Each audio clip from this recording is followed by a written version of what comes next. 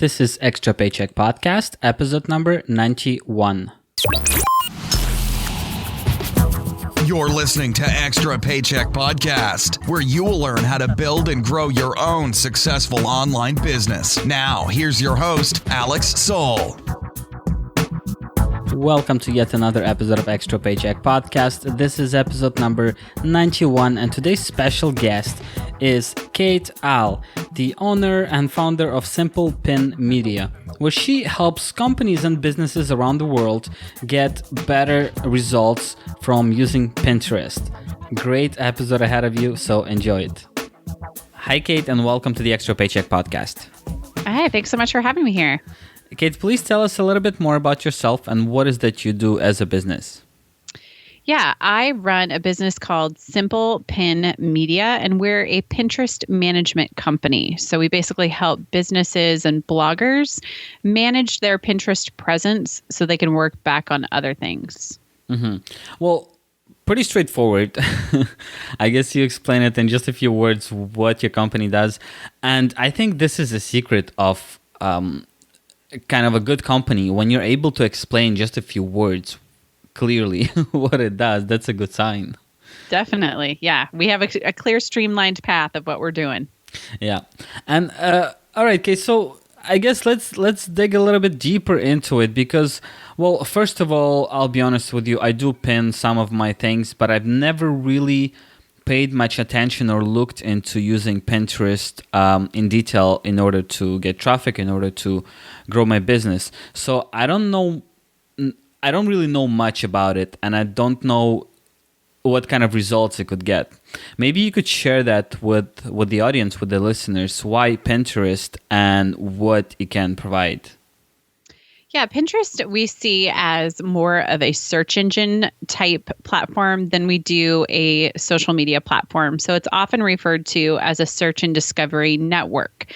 It's where people go to curate ideas for what they will do in the future, but also to look for things that they want to do currently. So whether it's to make a recipe or to travel to a place later or to curate ideas for their business, it's this great platform that you can search for things, but also house them in a very organized way.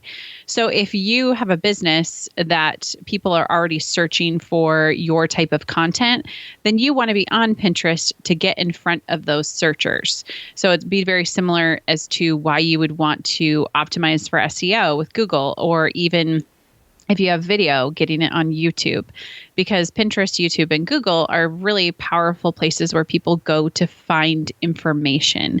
And so that's why you use it for your business, not so much this instantaneous results like you would experience with Facebook or Twitter or even Instagram. You're doing it for a long-term gain so that people can find your content and discover who you are. Okay, that makes a lot of sense. And do you think that Pinterest could be successfully used for most businesses, or is it limited to certain kinds of businesses and certain kinds of people and demographics? I think all businesses can benefit from Pinterest, but some will get more activity than others. I always tell people that if they're curious about whether or not they would fit on Pinterest, that they should go do a search for their name, their brand, to see if people are already pinning their content. And if they are, then that's a clear indicator that you need to be on Pinterest and that your type of business should be over there because your users are over there. That makes a lot of sense. And I guess you could also look for your competitors as well. Oh, yes, definitely. For the same reason, especially if you're a smaller brand and you're just growing, chances are also that people aren't pinning you simply because nobody knows about you yet. Right. That's a really great tip. And looking at competitors is a great way to see what type of creatives are they using, what type of images are really drawing in clicks for them, and how are they organizing their boards and using keywords. So it's definitely a great tip. Mm-hmm. And I think another thing to think about here is when we search for, let's say, a new product, a new niche, a new business idea that we have on Google, right? Mm-hmm. And we don't come across any competitors or results. Nobody's advertising whatever that is. And this could mean two things. Either you've stumbled upon a gold mine, But most likely, it means that there's no money to be made in that business. There's no demand for it. That's why nobody's there. And I imagine on Pinterest, this rule really does not apply because, well, as I mentioned, like someone like me, I just don't do Pinterest because I haven't had the chance or the time to look at it properly. And you might actually be, the first one in your industry jumping into that and kind of being, well, an early adopter in a way because, at least in your industry, I mean, on Pinterest.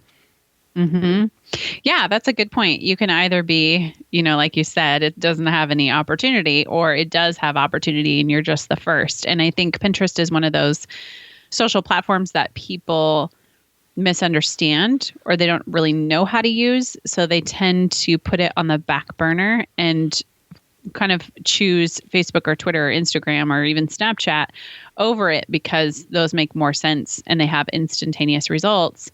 Whereas Pinterest doesn't make as much sense to marketers, and so they tend to push it to the very last. Yeah, that makes sense. But see, to me, personally, when I look at Instagram versus Pinterest, first of all, I like Instagram for the same reason a lot of people like. You just get a whole bunch of content that you're expecting, a whole bunch of images that you like, and so on. However, on Instagram, you can't really click on anything. You can't send your visitors to a certain link or wherever, which on Pinterest you can actually do, which I think makes a huge difference. And I think Pinterest is really underrated and by a lot of marketers. Yeah, I agree with you. I think it's one of those things that people just keep kind of pushing to the side because they think, oh, it's just Pinterest. It's just for food and weddings, but it's just so much more than that. That's good to know. And Kate, I guess at this moment, maybe you could share why someone would work with Simple Pin Media. Why would a business use your company to help them get on Pinterest and help them promote their accounts and their content instead of doing them themselves, like most beginner businesses do? Right. So it's a really great question. We have a lot of clients that range in the reasons why they come to us. But number one is that they don't want to spend the time focused on pinning or figuring out strategy or keeping up to date with things that are changing on Pinterest. So they hire us so that they can free up their time to be able to work on things that make them money. So for example, if one of our clients has a really great product they want to develop, they could spend 2 to 3 hours a week on Pinterest, or they could spend 2 to 3 hours a week developing this product that they can then use Pinterest to promote to, traffic to the product.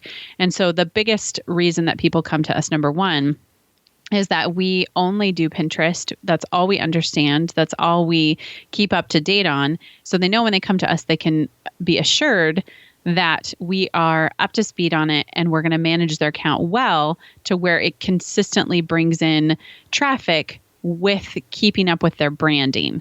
So it's not something that they would hand off to us and we would change their branding, change their look. We want to basically put on our clients' hats to pin exactly like they would pin. So there's no break in the type of pins that are going out and people are still identifying with their client. So the biggest thing being time is number one. And so they're freed up to make more money. Number two is that they just don't like the platform. That Pinterest for them is frustrating. It takes them too long, and they just generally don't like being over there. For some people, it can be also a black hole, if you will. They can spend time over there and they just get lost in pins and it's not productive. So that's another reason they'll come to us. And then the other reason too is that some people have this idea that because we do work with Pinterest that we kind of have the magic bullet or we have the magic button to make all things super awesome on Pinterest. And while I wish that was true, that's not, we don't always have all the answers and we don't always have the ways to get the most traffic out of your content. We certainly do our best to make that happen. But again, we are not Pinterest. We don't know what they're going to do and what things they're going to change. So it ranges from time to, interest down into they expect us to have a magic fairy wand to make things awesome. So, but I would say number one, the reasons that a business would come to us would be time. Yeah, that makes a lot of sense. And Kate, how did you get started with well, not really Pinterest, because I guess you'll mention that in the story, but how did you get started with Simple Pin Media? How did you get started with the idea of offering your services as I don't know if we should call it Pinterest consultant or right. Pinterest marketing management. Yeah, it's all over. How did you get into that initially? Well, I had started working with a friend on her blog in 2010, and I was a like blog editor and also a social media manager. So I did a lot of Facebook and I did some Pinterest, but we weren't really seen as Pinterest as a really viable traffic source at that point. Even though it was driving some traffic, it wasn't driving a ton. Facebook was still pretty much number one. And then November of, I think it was 2013, even a little bit before that, Facebook had changed their algorithm. And it was a huge hit to the blog that I was working for. And basically, we really didn't know how to get that free traffic back. But a lot of people were talking about Pinterest. And so we started to shift our focus over there. And we were seeing great amounts of traffic coming from there. And then at that same time, I was looking for an opportunity to make some extra money for our family because my husband had lost his job. And so the owner of this blog came to me and said, I really think people with this whole Facebook algorithm change are looking for extra traffic streams and they don't understand Pinterest. Do you think you could learn everything you could about Pinterest and how to manage it for business and offer those types of services? So I started exploring and doing a bunch of research. And within a couple months, I had a system figured out, and then decided that maybe this was a good business opportunity. And so I got the domain, Simple Pin Media, came up with a few different packages, and then asked a few people if they would be beta clients to see if the company could hold, if the market could sustain it, like if there really was a need for Pinterest management. And so within probably those first 6 months, I went from 2 clients to 6 or 8. And then it's just exploded in the last 3 years to now we have 62 clients that we manage for and have a team of 20. But that's kind of how I stepped into it, was really this Facebook change. We looked to Pinterest and saw that it was a viable source of traffic. And so how could we really leverage it for a business? And then it went from there. Oh, that's an incredible story. And Kate, correct me if I'm wrong. So you started your Pinterest company, let's say about 3 years ago. This is when you started getting into it. And now you manage 62 clients and you said 20 people working for you? Mm-hmm. Wow, that's really awesome. Yeah, it's amazing. Did you expect that when you were starting? No, not at all. I really thought it would just be me and it would be a very side hustle. It would always stay that way. But then I hired a business coach about 8 or 9 months into it because I realized that I was getting requests left and right and I couldn't meet that demand. So I had to try to find a way to fill that demand and scale the business to where it can continue to grow as far as it could. Mm-hmm. Yeah, that makes a lot of sense. And I know quite a few people on this podcast, at least, they've been mentioning that fact that you need to hire a business coach. Although I know for many others, they don't want to because a business coach is often associated with something, I don't know how to put it, but something that is just a waste of money. And they're like, well, if you want to grow your business, you should just work harder and you should work smarter. You don't need any coach. Which I disagree with. I think you do need a coach or at least some kind of a leader that has done something similar to what you want to do, who's going to take you by the hand and help you out. So maybe you could share some experiences or some thoughts on that. How did you select and find your business coach, and what exactly have you been able to accomplish from hiring that person? Yeah, those are great questions. And I can see where people would come up with that idea that you don't need a business coach, like you just need to work harder. But I would say the reason I hired a business coach was because I needed another set of eyes and another set of accountability to help me move forward. Because even though we work harder, we all reach those points where we get stuck, and somebody else looking into your business gives you the ability to get unstuck. So for me, in November of 2014, I hired Leslie Samuel to be my business coach because he seemed like a great person who could see the big picture and see the vision of where I wanted to go. And at that time, I had so much on my plate that if I was going to be working harder, it would have just been working at things in the wrong order. And so when I hired him, he had the ability to step back and go, we need to start here first, but you're wanting to start here. I was already thinking products and all that kind of stuff. And he said, no way, we got to get your foundation situated. And a lot of people forget about their foundations. So for me, that was hugely key and instrumental in moving my business forward by having a strong foundation and setting that up and taking the time. And as a result, over the last 2 years, at that time that I hired him, I had 8 clients. And now, like I said, I have 62, but my income has gone from, grossing $2,000 a month to grossing $25,000 a month. So, that right there, his services have been completely one of the best investments I could have made. And it's changed over the last 2 years, from working on foundations to working on more of future goal setting and mindset. And that's a huge thing that I think people forget about when it comes to business coaching, is that sometimes we need someone else to tell us that what we're thinking isn't good. We can all get into our own heads and have a hard time getting out of that, whether it's discouragement or whether it's just a wrong path that you're going down. And if there's somebody else walking alongside of you, they can go, no, I need you to look at this because this is good and you're not looking at it. Or I need you to focus on this because this has to be in place before you do this. So I know for me and my personality, I would have tried to do so many different things out of order. And Leslie helped me put one foot in front of the other and then to dream big. I think that's another thing that we don't think about, is that oftentimes we limit ourselves. And I know I limited myself too, that when he said to me, hey, let's see if we can get to 25 clients, I thought, oh my gosh, it's crazy. We're not going to get to 25 clients. And then we hit 25. He's like, all right, let's go for 50. I'm like, okay, I will think about that, but I don't think we're going to get there. And then even as we were talking just this week, he was like, all right, 100. And I'm like, oh my gosh, I can't even think like that. Like, that's so hard for me. But he continues to bring me up to that bigger place that I wouldn't have put myself into. I would have been dreaming small, and I needed him to dream big for me. Mm-hmm.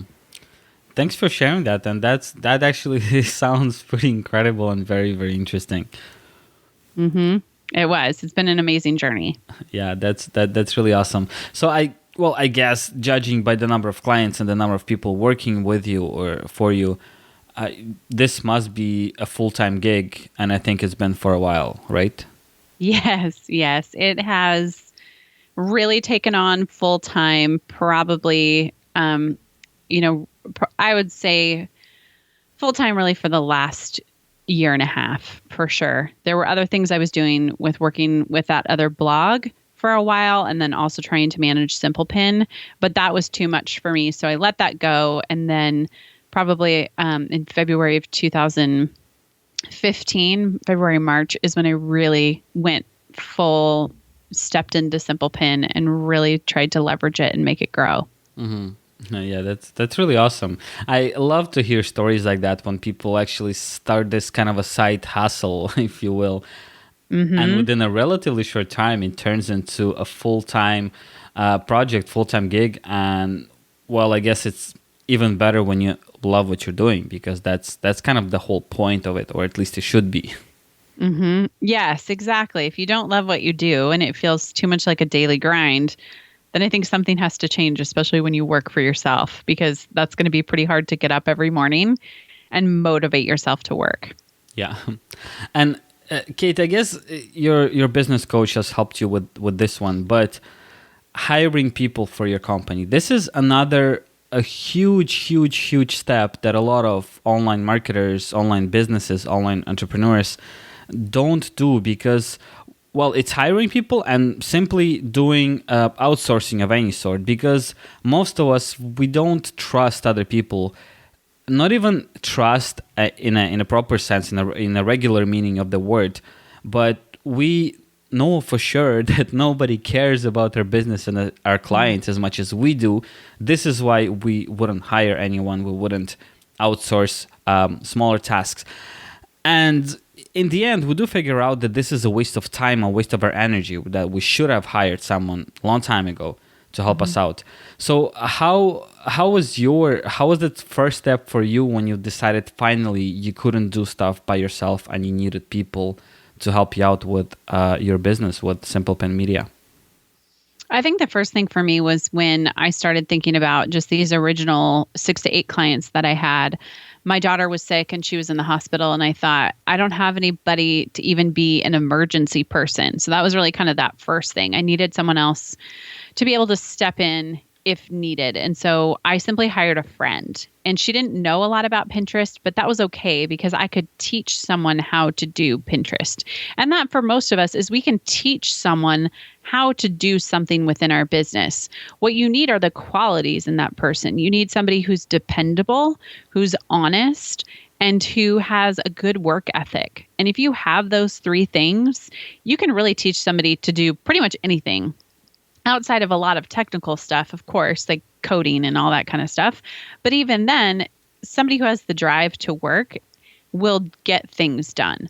So that was kind of my first hurdle, was hiring her to just help me on the side and in case of emergency.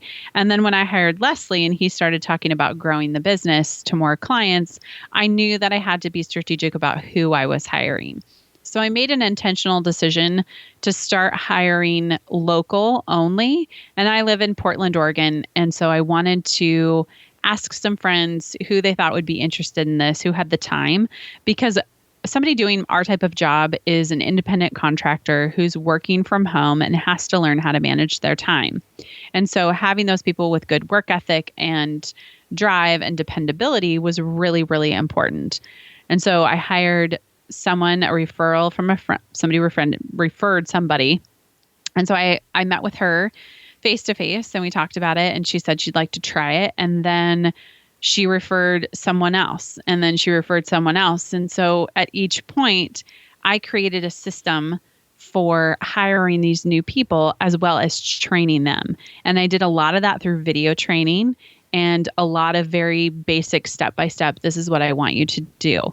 And over the last 2 years, of course, that has changed a lot. It's much more streamlined right now. And as we've grown, I've added to a team trainer. So there's someone else who trains besides me. And then I've also added some team leads who can watch over accounts and watch over team members to make sure we're doing our job effectively. Because again, that's another step as you get bigger and bigger and bigger. But going back to that original place of thinking about hiring somebody who doesn't know your business as well as you do, you have to bring them on board. You have to bring in the loyalty, and you have to make them loyal to you. Because if somebody's loyal to you, they know they're going to be treated well by you. They will go the distance for you. Mm-hmm. And I think that's a lot of things that business owners tend to forget about, is that if you're going to hire someone, you have to treat them well and pay them well. And that doesn't mean you, of course, have to break the bank, but you at least have to pay them on market, and what the value of their work is, and then invest in them. And as you do that, I mean, the sky's the limit, really, because your team then becomes loyal to you and loyal to your brand, and then they love it as much as you love it. And that's where you're going with that. And that's where I feel like my team is at a point where a lot of people have been with me 2 years, and they're loyal to Simple Pin, and they're excited for Simple Pin to grow. And along the way, I treat them to benefits as a result of the growth of Simple Pin, whether it's gifts or a bonus or whatever. I want to keep them around for a long time because they're really good at what they do. Mm-hmm. Well, yeah, that makes a lot of sense. And I hope some people listening to this episode will actually step out of the comfort zone and seriously consider hiring help that they desperately need. Yeah, because you will, again, if you will run yourself into the ground, if you think you can do everything yourself and leverage and grow. And I get that there's a lot of things out there online that talk about, how you can grow so quickly and growing your email list and making all this money overnight. But a lot of those people have a big staff of people that are helping them do these things. It's hard to be a one-person show and get a lot of stuff done. It's just, we don't have enough hours in the day. Yeah, seriously. And okay, so I'd like to go back a little bit to Pinterest itself. Okay. And I'm gonna ask you here to spill all your best secrets. No, it's not true. Not all your biggest secrets, but maybe you could share some of the either important things that you think should be done by a person who's trying to grow their presence on Pinterest. Or also you could share some of the biggest mistakes that people do on Pinterest, which doesn't do any good for them. Okay. So I'll start with where people usually start out is they just open up a profile with their name and they just start pinning. And that's probably one of the biggest mistakes, is because what you haven't done is you haven't set a foundation. And your foundation on Pinterest is your profile.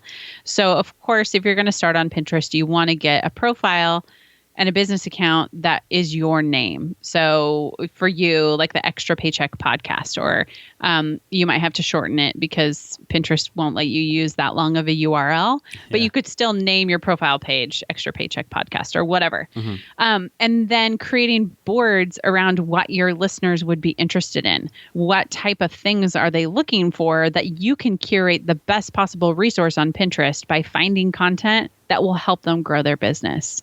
So I always tell people, start with 10 Pinterest boards and fill them up with like 10 pins of really good pins. So if you're going to do like blogging tips, you of course probably have people that you would go to for blogging tips right away that you would want your audience to read, or you trust this person to teach them well.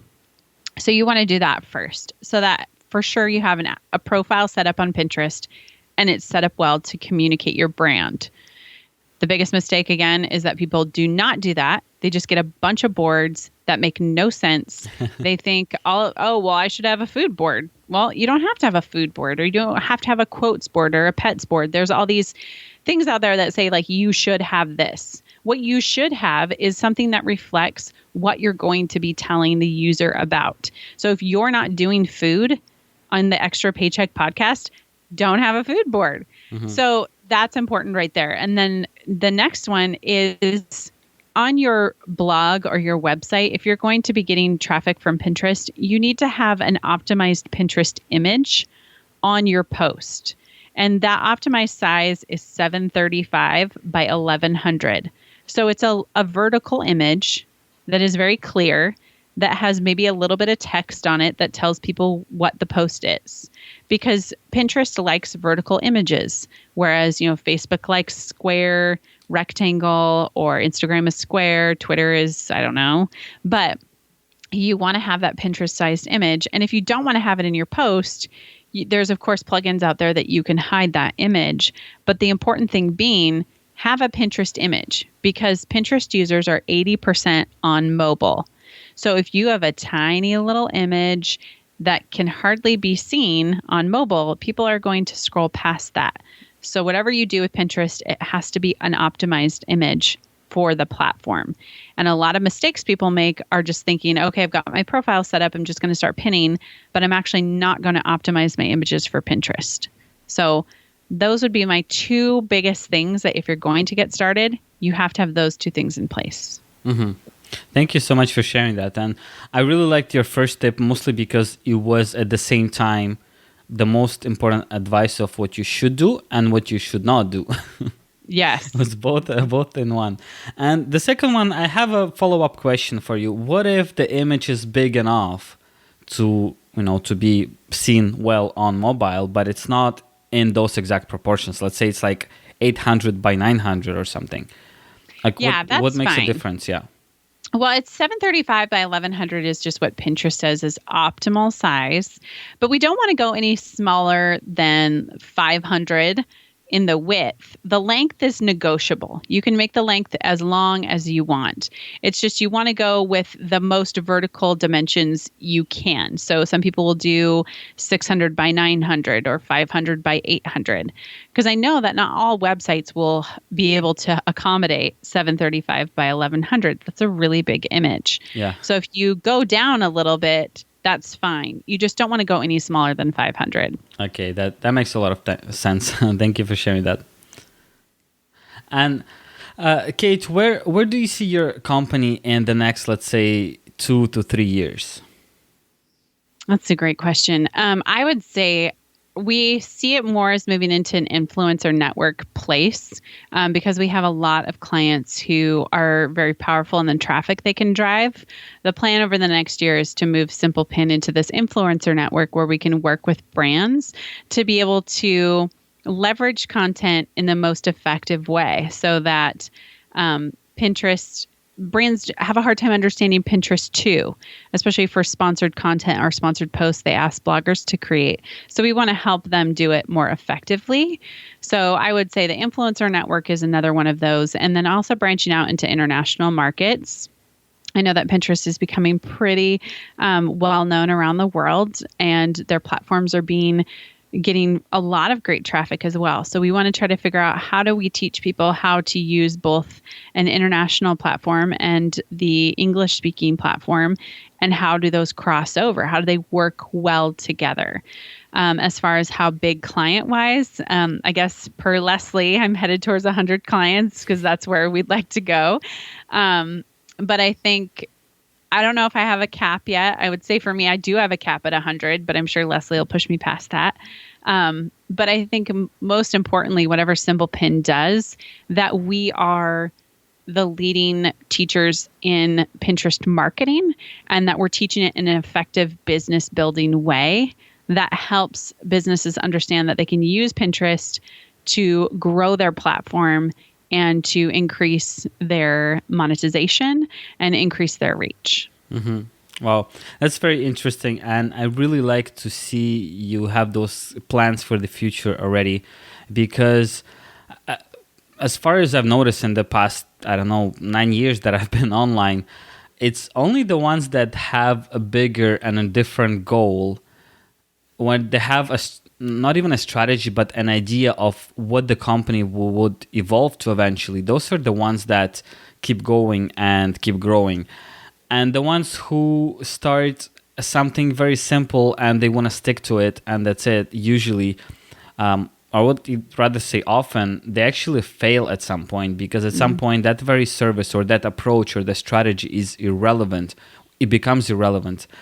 And then it's, unfortunately for them, it's done. Yeah. And since they haven't been kind of building into something new or something different,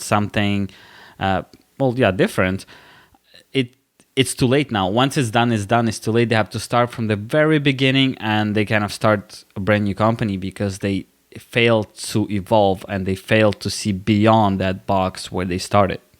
Mm-hmm. Exactly. I totally agree with you. All right, Kate. So before you go, I guess one of the questions would be here, if you could share that, I don't know if you had that moment, most entrepreneurs do, if you had this very hard moment, a dark moment maybe in your career as an entrepreneur where you thought, okay, that's way too much, that's not working out, I should quit that and I should go get a job instead. That's really interesting. I think through the growth of Simple Pin, I don't know if I've had any dark moments where I would feel like throwing in the towel. I think that I've more had moments of that I've just made mistakes, and I thought, I'm just so discouraged by that mistake. But I guess I've tried to rally to the place that, like, mistakes are where we learn. And if we don't make those mistakes and we don't fail, we don't learn from them. And that's a huge thing I try to tell my team too, is that there's things we're going to mess up on and there's things that aren't going to go right, but that's a perfect opportunity for us to learn from it and never do it again. And I would say there's been a few touch points in my business where I have felt discouraged in that way, that I didn't, I guess, uphold myself as best as I would hope, because the reputation of Simple Pin and my reputation is incredibly important to me. And so I always want to be careful with my words and careful with what type of information I share, and that it's business building and not something crazy. So, so I guess there hasn't really been a point of throwing in the towel quite yet. Maybe that'll come. I don't know, but it's more just been those moments of, oh man, I screwed up. What is this going to do for my business? And nothing really has happened. It's more just been me personally learning, going, okay, we've learned from this, and we know something different, and now we're going to put this in place, or now we're going to put this in place that wasn't there before. So yeah, thankfully I haven't had any of those dark moments yet. That's great. That's awesome. And Kate, one last question. What would you suggest to either beginner online entrepreneurs or someone who's just thinking of starting their business? Since you've been building yours, what do you think is the most important thing that they should pay attention to? I think one of the most important things they should pay attention to is what you kind of touched on a little bit earlier, is where you're going. What's your vision for the next 6 months to a year? What do you want to get to? And what are the things that are going to be in place to help you get there? And paying attention, I think, to your reputation and how people know you is really important. Be a helpful person. I feel like if you are helpful and you are kind, that will go so much farther for you than skills sometimes. Because there's a lot of times I have to answer people with, I don't really know the answer to that question right now, but I can figure it out for you. And I will do my best to help you find the answer. And that right there goes farther than me saying, I know the answer, or giving some bogus answer, or just not even being helpful. So I guess those are the things I remember striving for in the beginning, was to be as helpful and communicative. Like, communicating with people is such a huge thing, because people always want to know that they're heard and that they can trust you. And so if you give them that, I feel like sky is the limit then, that you can really work with anybody at that point. Awesome tip. Thank you for sharing that, Kate. Mm-hmm. And for people who want to maybe connect with you or find out more about you, find out more about Simple Pin Media, and maybe work with you, where should they go? You can go to simplepinmedia.com, and I will have all the information on my services, blog, and podcast. Everything is all there in that hub. All right. Awesome. Thank you, Kate, once again for sharing all your experiences, your tips, your strategies on Pinterest. And thank you for being on the show today. You're so welcome. Thank you. Thank you so much for tuning in to this episode of the Extra Paycheck Podcast. As usual, head over to extrapodcast.com/91. This is where I will be putting up a show notes page with all the links, resources, and other things mentioned in today's episode. Also, head over to extrapodcast.com/iTunes in order to subscribe to the show through iTunes. Please do leave a review and a rating, which will help this show tremendously. Thank you so much once again for tuning in, and I'll talk to you next Monday.